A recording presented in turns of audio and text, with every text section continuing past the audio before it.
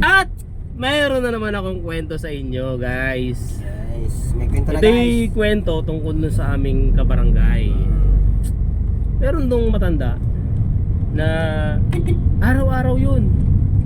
Tuwing umaga, tanghali, hapon. Ganun ang ganun yun, no? Tapos gaganon siya. Gaganon. Tapos naging mannerism na yun. Gaganon siya, tapos iiling-iling na gano'n, tapos gaganon. Ngayon, ganun yung ginagawa niya sa loob ng mahabang panahon. Ngayon, merong nagtanong na nakaisip na itanong yung tanong na, Tay, sabi niya, bakit tuwing nakikita namin kayo, gumaganon, tapos iiling-iling kayo? Sabi ng bata.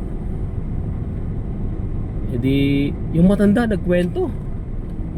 Nagkwento yung matanda. Alam mo, iho, sabi ng matanda. Nung araw kasi, abroader ako. Galing ako sa Saudi. Eh, umuwi na ako.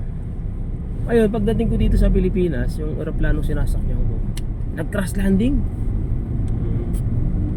Naglanding siya sa kagubatan. Bata na. Hindi sumabog. Eh, ganun nga nangyari.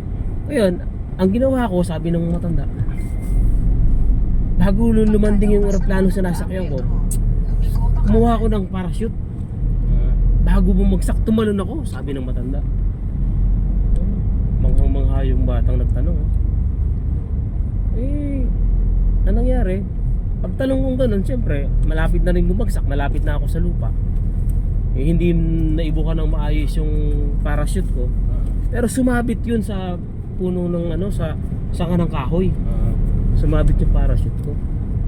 Eh, nangyari yun madaling araw, alas 12 ng madaling araw. Ngayon, dahil nakasabit yun, wala namang masamang nangyari sa akin, pero nagkagalos-galos lang ay tumama sa mga sanga, pero okay lang ako, sabi ng matanda. Ayun, pinipilit kong kumawala, umakyat dun sa parachute para ako makaligtas ako, pero lumalangit-ngit yung sanga, sabi nung matanda. Kaya ang ginawa ko, kumapit ako, bumagdamag. Balik hindi. Kumapit ako bumagdamag. Ngayon, May price mo na ka dyan? Meron. May price lang, Bart. Kapang mo sa daw. ngayon, habang ako yung papaakyat, parang tumutunog na babali yung sanga. Lumalangit-ngit. Lumalangit-ngit, sabi nung May kick. matanda. Kaya hindi na ako bumitaw. Ngayon, nung mag-uumaga na, mag-aalas 5, mag-aalas 6 na ng umaga, sobrang alay na ako, ngawit na ako, sabi nung matanda. Makikita ko, sabi niya, yung paa ko, ganito na lang pala sa lupa. Baba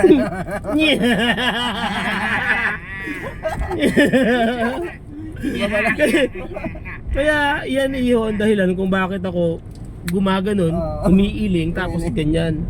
Kunti na lang. Sabi niya, sabi ko, sabi nung matanda, kung ganun din lang pala yung paa ko sa lupa, dapat bumitaw na lang ako.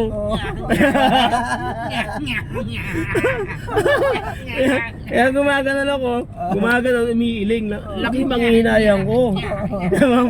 Mamatay ako kakakapit. Sabi niya, yung paa ko pala, gaganon na lang sa lupa.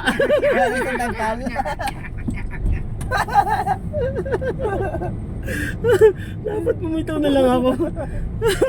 Ay, lako. Ay.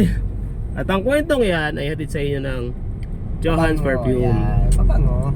Mura na, Mabango. mabango pa. Kilo nga mo. Available to sa ating mga suking stopoveran ng ating sasakyan.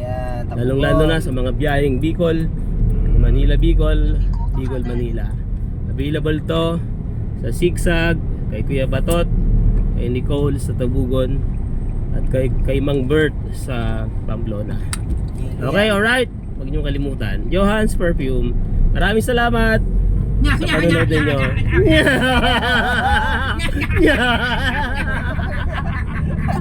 Ayaw makatawa. Dami pang sa Sayang. Dami pa sa kayo.